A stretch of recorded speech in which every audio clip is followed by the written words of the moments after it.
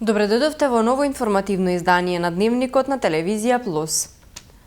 Врсничко насилство зошто е насловот на денешната трибина која што се одржа во Кумановската гимназија Гоце Делчев. Учениците заедно со наставниците имаа можност да ги кажат своите видувања, но и да добијат совет. Педагозите велат дека примерот од соседството мора да биде аларм за итни реакции и кај нас. Училиштата не се само за испрашување и оценување, туку и за воспитување, а таа компонента како да ја заборавивме, но и родителите и институциите мора да се вклучат за да го надминеме врсничкото насилство кое сега излезе на виделина, но од секогаш го имало. Истакнаа стручните лица на дебатата посветена на врсничко насилство кое што се одржа во Кумановската гимназија. Педагозите укажуваа дека не смеат да се ограничат на лекциите кои што ги предаваат, туку и да научат да ги слушаат проблемите по фалбите на учениците. Образовно-воспитна институција решивме да направиме една дебата, да ги слушнеме учениците како размислуваат, какви искуства имаат. Темата беше меѓуврсничко насилство, зошто? Значи ги бараме причините, зошто се случува тоа, ама и не само причини, туку и како да се решат сите тие проблеми. Што е оно што ги тера децата да бидат насилни кон другите, да бидат пакосни, да ги вознемируваат, да ги потценуваат, да ги смева, децата да се чувствуваат небезбедно, непријатно, загрозено и да се појавуваат и многу психолошки проблеми кај нив, кои што знаат вешто да ги кријат. Тоа родителите не може да го препознаат, не можеме ни ние, затоа што имаме и други обврски. Имаме само двајца во педагошко-психолошката служба, големо училиште и затоа мислиме дека најдобро вака преку разговор, веќе има многу теми на кои што тие сакаат да разговараат, а нема простор, нема услов. Ние како педагози не треба да се ограничуваме само на оно што го предаваме, затоа што тука ги воспитуваме децата, а таа воспитна компонента сите сме свесни дека е многу запоставена за жал. И кога ќе почувствуваме дека децата имаат проблем, кога сакаат сите нешто да кажат, па не морам да ја предадам лекцијата, следниот час ќе предадам, тие сакаат да зборат, сакаат да слушнат, сакаат да се пожелат, да се пофалат, што е да е, имаат потреба за разговор, да се искажат. А училиштето не е само испрашување и оценување. Системска грешка е во прашање, очигледно, значи сите фактори треба да бидат вклучени, почнувајќи од родителите, професорите, институциите, воопшто во државата, сите треба да работиме на тоа што се пласира на интернет, односно социјалните мрежи. Многу почесто вакви дебати да имаме разговори, да има предавања од страна на педагошко-психолошката служба, класниот час секогаш да биде искористен за разговори и решавање на конкретни, вистински проблеми на учениците и нормално институциите многу по-сериозно треба да ги сватат овие проблеми. Социолозите посочуваат дека немилиот настан кој што се случи во соседна Србија треба да биде аларм за итни реакции кај нас. Образованието мора да претрпи длабоки реформи, а стручните екипи кои планира да ги формира Министерството за образование мора да бидат наменети за родителите кои не знаат како да се справат со новите предизвици. Родителите мора да бидат цел на ова активност од нормално стручни екипи, но и образованието мора да претрпи реформи длабоки. Ваквото образование во кое што децата треба 100% да поминуваат, без обзира нивното знаење, воспитната компонента скоро да беше заборавена. Мора училиштата да се видат училишта онакви какви што ги знаеме и какви што очекуваме. Сега родителите викат, нашето дете е во школа, а ние во школите буквално воспитната компонента ни е запоставена. И еве ги резултатите се случија.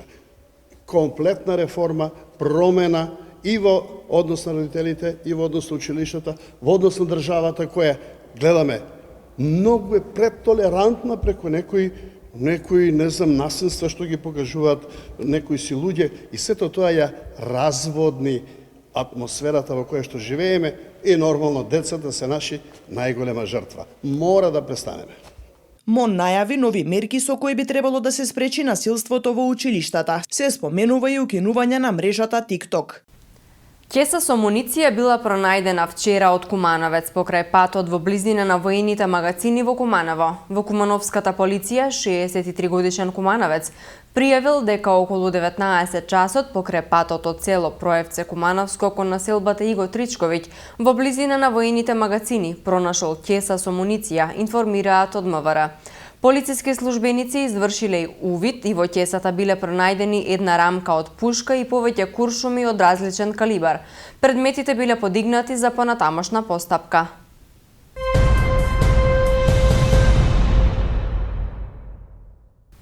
Во Занечискиот дом денеска се одржа завршна активност од Еразмус проектот насловен Дигитализација и инклузивно образование, што го имплементира Основното училиште Христијан Карпош заедно со невладини здруженија од Скопје и Сараево и универзитети од Австрија и Италија. Целта е да се унапредат дигиталните вештини на наставниците при работа со учениците со и без попреченост. Основното училиште Христијан Карпош е партнер во двегодишен Еразмус проект насловен Дигитализација и инклузивно образование никој да не заостане во дигиталната ера, заедно со две невладини здруженија од Скопје и од Сараево и универзитети кои што се занимаваат со специјално образование и инклузивно образование, два од Австрија и од Италија. Според локалниот координатор на проектот и наставник по англиски јазик Милица Тимчевска, станува збор за проект наменет за соработки во полето на иновациите и размена на добри практики, а целта е да се унапредат дигиталните вештини на наставниците при работа со учениците со и без попреченост. Со цел да ги промовираме продуктите од проектот, а тоа се масовниот онлайн отворен курс за наставници за унапредување на дигитални вештини во образованието и да промовираме две чек-листи кои се однесуваат на унапредување на вештините на наставниците при избор на соодветна дигитална алатка за работа со ученици со попреченост, како и за адаптирање на средината за учење и поучување при работа со ученици во една инклузивна средина. На самиот почеток се спроведе селфи студија на територијата на нашата држава и во основните училишта на партнер државите, врз основа на кои се дојде до сознание какви се потребите на наставниците и каква е состојбата со дигиталните вештини на наставниците во првенствено основните училишта, врз основа на што се креираше онлайн обука за наставниците и се создадоа, се изработија чек-листите, а паралелно со целокупниот процес, секоја од партнер државите работеше на студии на случај кои што се поврзани со процесите на дигитализација и инклузија во државата. Според председателката на партнер здруженијето Образование за сите од Скопје Розита Петринска-Лабудовиќ, проектот произлегол од потребата која се јавила за време на ковид пандемијата, која представуваше предизвик за целото општество, при што решиле да одговорат на потребите на образованието. Ние знаеме дека секој ученик на свој начин доаѓа до образованието и секој има своји различни потреби и веруваме дека дигиталните алатки можат во голема мера да го подобрат и квалитетот на образованието и пристапот до образованието и воопшто до образовните алатки. Можеме да се пофалиме со еден масивен онлайн отворен курс во кој е наменет за наставниците од основните училишта во сите наши земји, бидејќи е преведен на сите јазици на партнерите кои учествуваат во овој проект.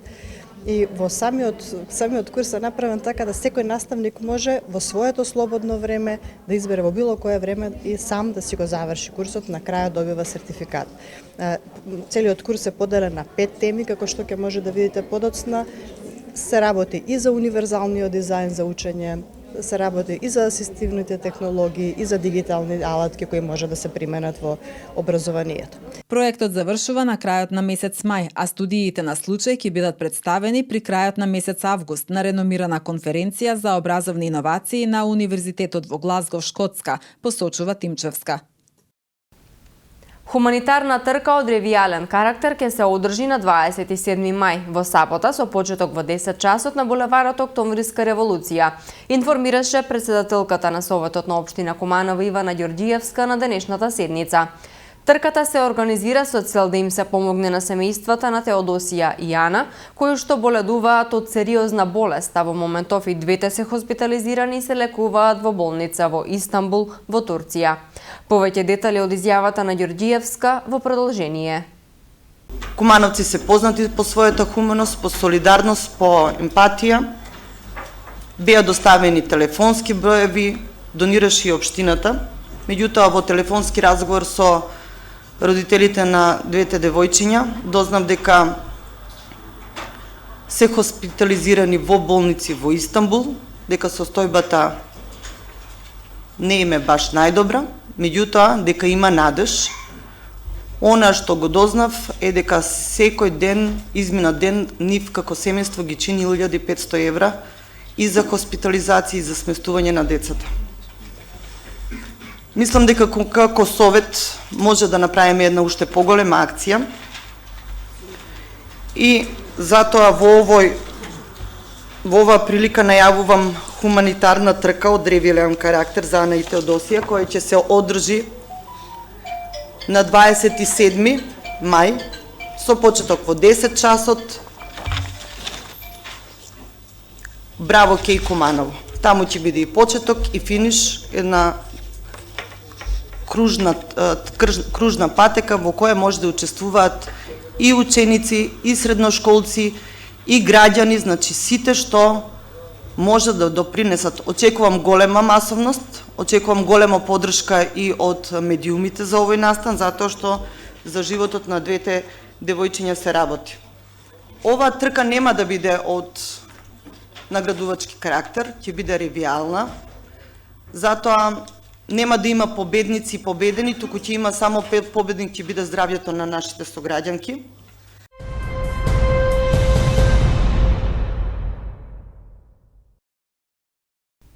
Во петок ќе се одржи изборна конференција на Општинската организација на СДСМ во Куманово. Деталите ги имаме вечерва од новиот председател Александар Арсиќ. Добар ден и благодарам што одвоивте време за гостување во Дневникот на Телевизија Плюс. Добар ден, благодарам што ме поканивте. Еве, денеска ќе се обидеме да дадеме повеќе одговори на сите ваши прашања што ќе ги имате за оваа вечер. Така, ја добивте довербата од највисокото партиско раководство, сега и официјално ќе ја барате од делегатите на конференцијата. Така, ја добив довербата, ја добив честа, но добив и огромна одговорност да ја предводам најголемата општинска организација на Социјалдемократскиот сојуз на Македонија, на 30 годишниот бастион на СДСМ, но исто така да бидам председател и на најголемите и на неупорните социјалдемократи. Во петок на 12 мај, во 19 часот, во големата сала на зградата на Општествено-политички организации или во Куманово позната како комитет, ќе се одржи оваа конференција, но и потикнат од желбата за понатамошно развивање на социјалдемократската идеја, ќе продолжам и ќе направам све да го преземам ова водство и да го трасираме патот на успехот и понатамошните победи. Сите работи во животот што сум ги правил со голем ентузијазам, многу професионално однесување, така ќе биде овој пат. Сум имал повеќе политички и општествени функции, сум бил член на извршен одбор, 2 пати на Централниот одбор, исто така сум бил координатор на изборна единица двојка, шеф на изборна единица двојка, но исто така сум бил како општествени функции и во 2 наврати член на Советот на општина Куманово, координатор на советничката група, но и председател на Советот на општина Куманово, извршен директор и така натаму. Ова изборна конференција ни представува резултат, односно сублимат на сите заеднички средби што ги остваривме со нашите членови и кои ги реализиравме, на заедничките согледувања, но исто така на заеднички конципиран план и програма за действување. Ние во СДСМ знаеме и можеме. Предвиден е избор на извршени надзорен одбор, за какви луѓе се одлучивте? Така, во Социјалдемократскиот сојуз имаме многу квалитетни луѓе, многу големо членство и навистина беше тежок изборот да ги најдеме точно оние луѓе кои ќе одговараат во извршниот и надзорниот одбор. Но, водејќи се од идејата да бидам со луѓе кои ќе ги делат со мене истите вредности, истите цели, сепак морав да се одлучам за одредени кандидати кои пред се големи професионалци во својата работа, докажани наши партиски другари и членови. Исто така луѓе со интегритет, наши сограѓани, луѓе кои ќе креират политиката на Социјалдемократскиот сојуз во наредниот период и луѓе со кои ќе ги трасираме наредните победи. Тоа би кажале во кратко, тука ќе бидат дел од листата ќе бидат лекари, ќе бидат професори, ќе бидат учители, ќе имаме адвокати, директори, ќе имаме студенти, инженери и така натаму, значи од повеќе области ќе бидат офатени од сите краеви на нашата општина, за да можеме што подобро политиките да ги представуваме и пред членството и пред граѓаните, но исто така морам да кажам дека пред се водевме и од статутарните одредби на статутот на Социјалдемократскиот сојуз, каде што мораме да запазиме родова застапеност, каде што имаше 50% на мажи, 50% на жени, но исто така и 1/3 најмалку од младите кои се членуваат до 32 години. За какви вредности ќе се залагате во наредниот период, кои се идните цели? Така. Социјалдемократската идеологија е дел од мојот идентитет, солидарноста, хуманоста и меѓусебното почитување се главните обележја на кои се темели и партијата, нашата партија, Социјалдемократскиот сојуз на Македонија. Секојдневно ќе се залагам и јас за секој човек, за неговото достоинство, за негово почитување, за неговите права, за неговите слободи, како едни од највисоките цивилизацијски и демократски определби. Посебно ќе се залагам за развивање на демократијата, еднаквоста меѓу луѓето. Меѓутоа, многу важно е дека ќе се залагам за еднакво општество на сите граѓани. Тоа е општество со еднакви можности, општество за социјална правда. И во тоа верувам и тоа ќе го работиме во наредниот период. Меѓутоа, не можеме да забораваме дека социјалдемократската идеологија продолжува афирмација на правата и зголемување на шансите на маргинализираните групи и поединци, меѓутоа и развивање на меѓуетничкиот соживот и толеранција. Сега, важно е да напоменеме дека секогаш ќе се залагам, како што сум се залагал и порано, никогаш да не се врати и времето во кое демократијата беше изгубена, слободата на медиумите беше укината, слободата на говорот цензурирана, сите оние кои мислеа на друг начин беа обележувани со црвена боја, студентите тепани, а протестите оневозможувани.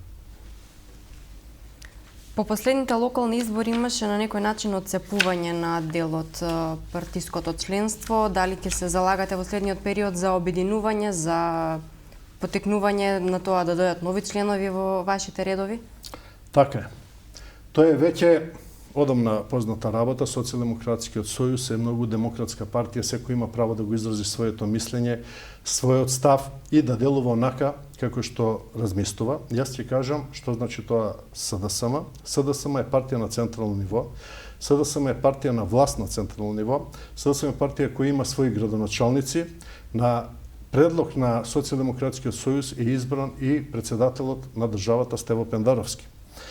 Мора да кажеме дека сите оние кои мислат да бидат некој фактор во политичкото действување, мора тоа да го докажат и на избори. Тоа докажување мора да биде на парламентарни избори и на тој начин да се факторизираат и да бидат дел од политичкиот живот во нашава држава. Како една карактеристика и едни резултати, само ќе спомена во претходните изборен циклус, каде што на листата на советници, каде што учествуваат сите партии, СДСМ освои најмногу гласови и освои најмногу советници во Советот на општина Куманово, односно 10 советника. После него беше Наше Куманово со 8 советника и ДПМН кој имаше 7 советника.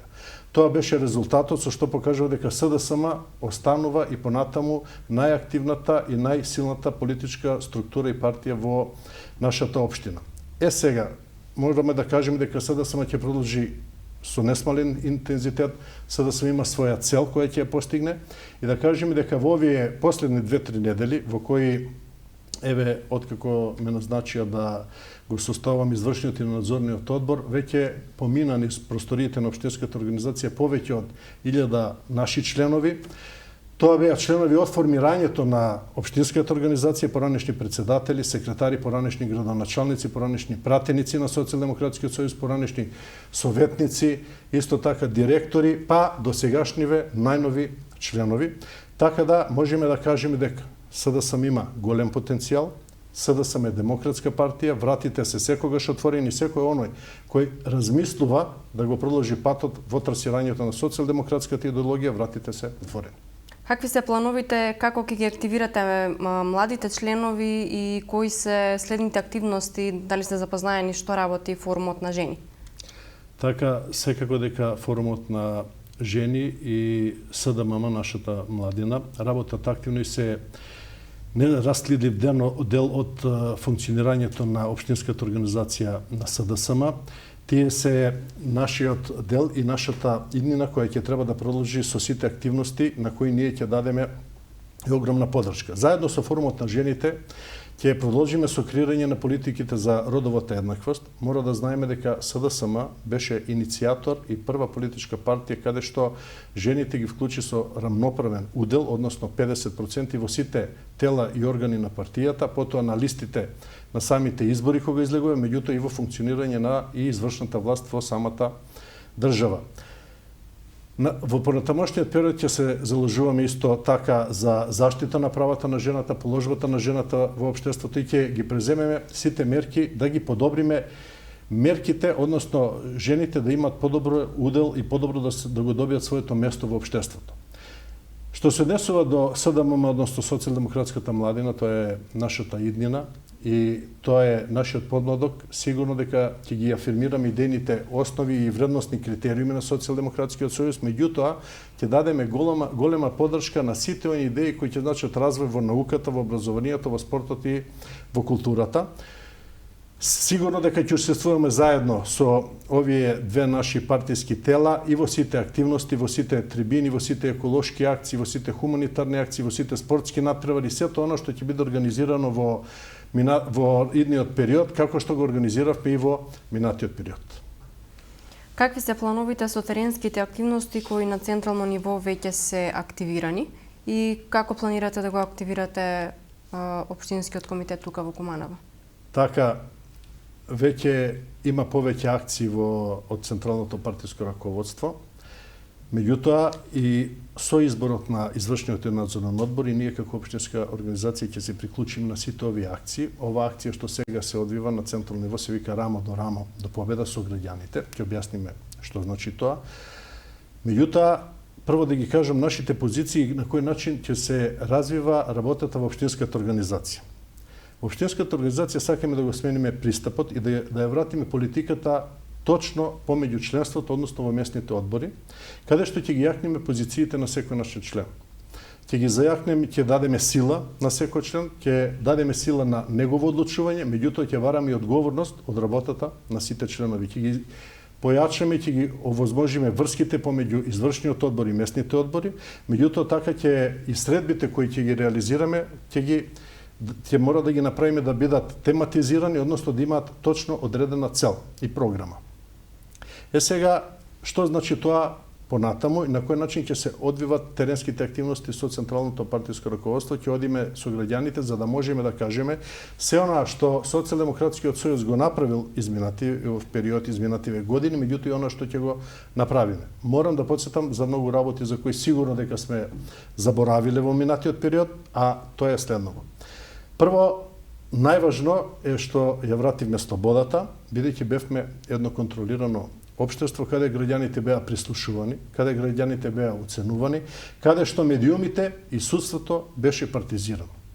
Такво општество нема да дозволиме веќе да се врати. Мора да кажеме дека баш предводникот беше Социјалдемократскиот сојуз со сите граѓани кои имаа иста цел и иста визија. Да кажеме некои од економските придобивки на граѓаните, за кои исто така одамна не сме говореле, а луѓето можеби ги заборавиле. Со првото доаѓање на СДСМ се укина радиодифузната такса, која беше 190 денари. Исто така воведовме враќање на дел од данокот на додадена вредност, кој изнесуваше 600 денари на месечно ниво, а сега е зголемен на 700 денари на месечно ниво. Ја вративме ефтината тарифа на струјата, што беше многу важно за буџетот на граѓаните. Денеска владата плаќа над 80% од струјата за граѓаните. Значи, ако едно семејство добија сметка од 2 до 3000 денари, ако не се финансира од државата, таа сметка би била 9 до 10.000 денари.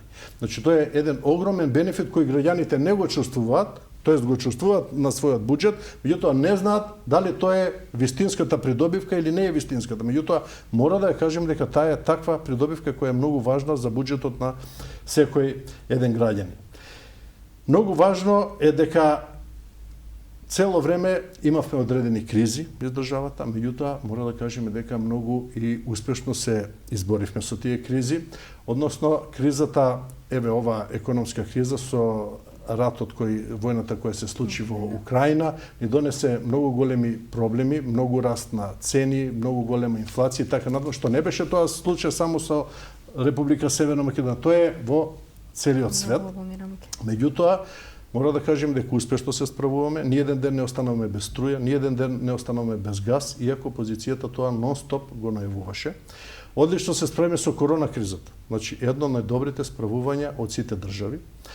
Мора да кажеме дека социјалната заштита, односно социјалната помош ја качивме, сигурно луѓето заборавиле од 3.500 денари на 11.000 денари. Тоа е 300%. Кога зборуваме уште тогаш 2016 кога правиме таа програма, тогаш сите кажувавме зошто социјална помош да биде 11.000, кога тогаш плата минимална беше 9.000 денари. Како може помош социјална да биде поголема од плата? Меѓутоа беше, се договараме тоа да биде стимулирање, за да може граѓаните да земаат и работодавачи да им дават поголема плата и минималната плата да ја надмине она плата од 11.000 денари. Се сеќавате, плата тогаш беше 9.000 денари, дури во некои индустрии беше како што е пчеларска, текстилна, кожарска индустрија, каде што беше и 6.000 денари. Денеска платата е 20.150 денари. Тоа е 230% поголемо од колку што била. Да збориме за просечната плата, која на почеток на нашиот мандат беше 22.000 денари, сега е веќе над 34.000 денари, каде што има зголемување од над 55%. Просечната пензија е 13.000 денари на почетокот на мандат, сега просечната пензија е 19.000 денари, што исто така е зголемување од 50%, само за последнава година е 20%, што е рекорд и до сега никогаш не било во нашава држава. Сигурно не знаете и на граѓаните сега ќе им кажеме кои пензионери земале за 4 месеци, ноември и декември минатата година, јануари и февруари, по 1.500 денари, тоа се сите пензионери испод 11.000 денари пенсија. Оние пензионери испод 14.000 денари земале по 750 денари 4 месеци како надокнада од владата за ова криза. Се изградија 80 нови градинки, се реновира над 60 училишта. Сигурно ако сте били овдека во Куманово, земјоделското училиште сега е регионален центар, и има вложено државата 3 милиона евра. Значи, тоа ќе е најсовремено училиште со реновирани 3 згради, со најсовремен лифт во него, најсовремени нагледни средства, меѓутоа и кружен ток кој е посовремен и подобро уреден од кружните текови во центарот на градското подрачје. Мораме да кажеме дека во Куманово се изгради нов ургентен центар и исто така котларите се приспособија на грејење на газ, што во минатото беше еден голем проблем каде што имавме загадување на животната средина. Мора да напоменеме уште неколку проекти кои ни се поголеми, а тоа е дека во Куманово се вложени 120 милиона евра во околината на Куманово, а ќе ви кажам кои се пати што се реновира. Се реновираше патот до Свети Николе, 40 км, се реновираше обиколница во 4 км, се реновираше патот до Крива Паланка, 64 км, патот до Никуштат, патот до Слупчане. Исто така, сега се прават нови патни правци, кои се од некаде од Кратово, делницата на делење на Кратово, од Ранковце, према Крива Паланка и исто така нов патен правец и реновирање кој оди према граничниот премин во ДВ Бајр. Се реновираше патот што беше од Старо Нагоричино према Пелинце. Значи, тоа се се патни правци и огромни инвестиции кои не биле правени, еве, колку што се сеќаваме, 50 години. Меѓутоа, сега еве, дојде време да кажеме за граѓаните, исто така можеме да кажеме дека и студентите добиваат оброк, дека се зголемија стипендиите, учениците кои учат во стручно училиште земат по 3.000 денари. Значи, тоа се бенефити од ова влада, меѓутоа, ова ќе го збориме на граѓаните, ќе го збориме овдека пред медиумите и пред сите можни чинители овдека во животот, за да знаеме што е тоа што е направено и што е тоа што ќе го правиме. Ми посакувам успех во работата со Општинскиот комитет и се надевам ќе има прилика пак да се видиме и да поразговараме за некои нови и за некои следни активности. Така, ви благодарам и на вас. Во петок да одржиме први Општинската работна конференција, а потоа за сите наредни активности ќе ве информираме и вас и граѓаните. Ви благодарам за вашето вечерашно гостување. Благодарам.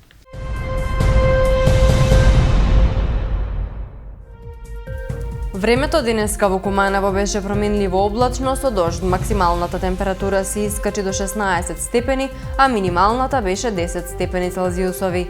За утре метеоролозите најавуваат облачно време со услови за дожд. Температурата ќе се движи во интервал од 10 до 17 степени Целзиусови.